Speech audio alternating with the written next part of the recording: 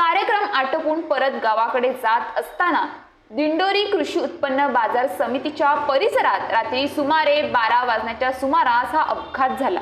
घटनेनंतर Alto car रस्त्यालगत असलेल्या पाण्याच्या नाल्यात उलटली आणि कारमध्ये अडकलेल्या प्रवाशांना बाहेर पडता आले नाही।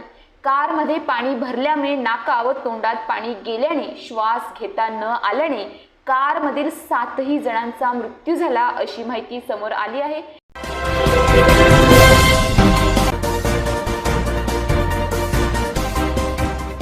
नाशिक जिल्ह्यातील दिंडोरी तालुक्यात मोटरसायकल आणि अल्टो कारच्या अपघातात 7 जणांचा मृत्यू झाल्याची दुर्दैवी घटना घडली आहे। मृतांमध्ये 3 महिला, 3 पुरुष आणि एका लहान बालकाचा समावेश आहे। प्राथमिक माहितीनुसार दुचाकी आणि अल्टो कारची समोरासमोर जोरदार धडक झाली। या धडकेनंतर चालकाचे कारवरील नियंत्रण सुटले आणि अल्टो कार थेट रस्त्यालगत असलेल्या नाळ्यात कोसळली, ज्यामुळे अपघात अधिक गंभीर झाला।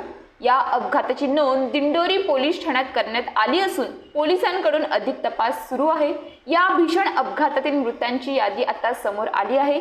याबाबत मिळालेल्या माहितीनुसार अपघातात मृत पावलेले सर्वजण नाशिक येथे त्यांच्या नातेवाईकांच्या मुलाच्या वाढदिवसाच्या कार्यक्रमासाठी गेले होते। कार्यक्रम आटोपून परत गावाकडे जात असताना दिंडोरी कृषी उत्पन्न बाजार समितीच्या परिसरात रात्री सुमारे 12 वाजण्याच्या सुमारास हा अपघात झाला।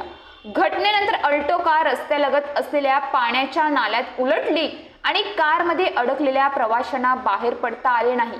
कारमध्ये पाणी भरल्यामुळे नाका व तोंडात पाणी गेल्याने श्वास घेता न आल्याने कारमधील 7ही जणांचा मृत्यू झाला अशी माहिती समोर आली आहे। या अपघाताची नोंद दिंडोरी पोलीस ठाण्यात करण्यात आली असून या प्रकरणी पोलिसांकडून पुढील तपास सुरू आहे।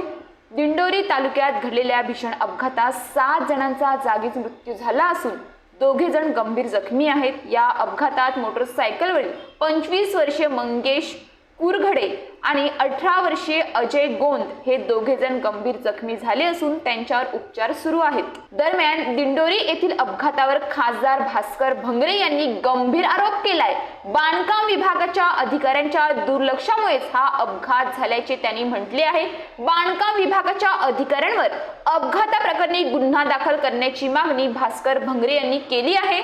याच परिसरात अनेक वेळा अपघात झाल्यात, मात्र बांधकाम विभागाने दुर्लक्ष केले आहे।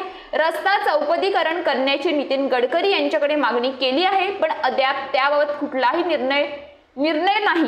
पावसाळी अधिवेशनात हा मुद्दा पुन्हा उपस्थित करणार आहे अशी माहिती देखील त्यांनी दिली आहे।